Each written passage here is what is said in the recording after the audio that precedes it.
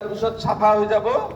এসপ্তাহ পিছত ৰাতি এই তেলটো যিটো লৈ যাব কৈছোঁ, তেলটো এসপ্তাহ পিছত ৰাতি ৰাতি লগাব। এসপ্তাহ পিছৰ পৰা আপোনালোকে কণ্টিনিউ 15 দিন বা 20 দিন আমি যেতিয়া নেক্সট টাইমলৈকে আহোঁ কণ্টিনিউ লগাই থাকিব। তাৰপিছত যিদিনা আপোনাৰ 15 দিন হ'ব, 15 দিন হোৱাৰ পিছত আপোনালোকে ৰিঠা আৰু চিকাকাই লেপ দিব লাগিব। ৰিঠা চিকাকাই চিনি পায় নহয়? বহুতে নাপায়। ৰিঠা আৰু চিকাকাই চুলিৰ ঔষধ হয়, বহুতে চিনি নাপায়। ইয়াতে আমাৰ সৰু পেকেট আছে, বা 40-50 টকামান ল'ব পাৰে। আপোনালোকে সেই পেকেটটো কি কৰিব, তাৰে 1 চামুচ আগদিনা গৰম পানীত গুলি থৈ দিব, গটা কৰি গুলি থৈ দিব।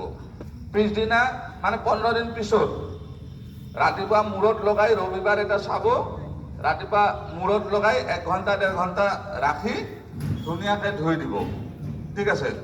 15 দিন পিছত আপোনাৰ এনেকুৱা লাগিব, এনেকৈ যদি দেই য'ত য'ত চুলি নাছিল কাটা কাটা পিন্ধা যেন লাগিব। য'ত য'ত চুলি নাই এইবিলাক জেগাত টাইটে পিন্ধাৰ নিচিনা লাগিব। আৰু আপুনি যদি শ্বেম্পু লগাই বা চাবোন লগাই সেই যিবিলাক চুলি আহিব ধৰে সেইবিলাকো গুচি যাব। ক্লিয়াৰ? গতিকে চাবোন শ্বেম্পু একদম নলগাব। ইয়াৰ পিছত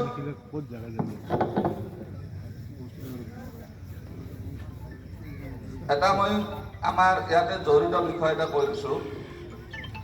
বাকী আল্টু ফাল্টু বহুত মানুহে কিবা কিবি বকি থাকে, মই ৰেছপন্স নকৰোঁ।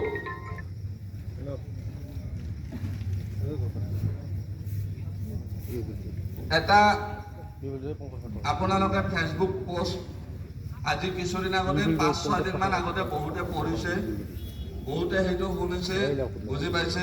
সেইটো মই এগৰাকী ডক্তৰ বাইদেউৰ পোষ্ট আছিল, আয়ুৰ্বেদিক ডক্তৰ।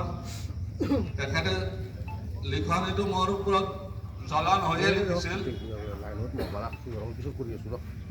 তেওঁ বেয়া কৰিবলৈ লিখিছিল, কিন্তু উল্টা হৈ গ'ল, পোষ্টটো লেখাৰ উল্টা হৈ গ'ল। পিছত তেওঁ পোষ্টটো ডিলিট কৰি দিলে, কিন্তু বহুতৰ তাত স্ক্ৰীনশ্বট ৰৈ গ'ল। ময়ো স্ক্ৰীনশ্বট ৰাখি থলোঁ। সেই পোষ্টটো আপোনালোকক শুনাই আছোঁ, আপোনালোকে ভালকৈ শুনি ল'ব। সেইটো দৰকাৰী পোষ্ট হয়। বাকী আল্টু ফাল্টু বহুতৰ বহুত থাকে, এইবিলাক নকওঁ। চবৰে ৰেছপন্স দিব লাগে বুলি একো নাই, তেওঁৰো ৰেছপন্স দিব লগা নাই, কিন্তু আপোনালোকৰ কাৰণে দৰকাৰী হ'ব পাৰে সেইটো কৈছোঁ। এখেতৰ নাম হ'ল ডক্তৰ ৰত্না বৰা। বহুতে এই পোষ্টটো দেখিছে আৰু বহুতে তেওঁক গালি পাৰিছে। তাৰপিছত 4,000 মান গালি পৰাৰ পিছত পোষ্টটো ডিলিট কৰি দিছে। তাৰপিছত মাফ খুজি আনে পৰহি ফেচবুকত লিখিছে, মই পংকজ পাঠকক আজি 8-10 বছৰৰ পৰা ছাপৰ্ট কৰি আছোঁ।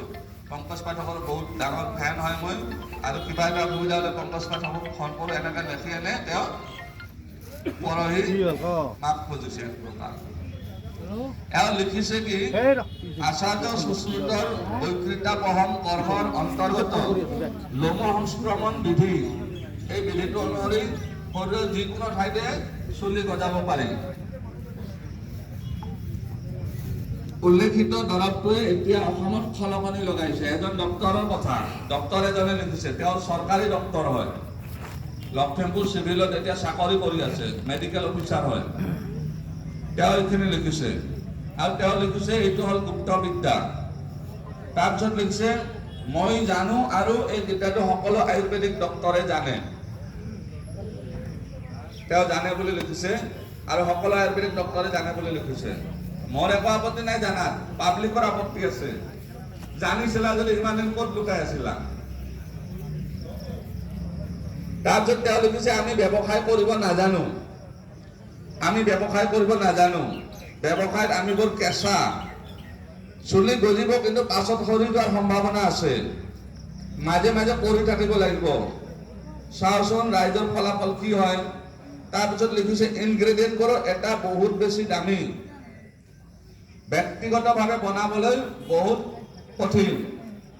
এজনে কমেণ্ট কৰিছে তলত যে বাইদেউ আমি 20 জন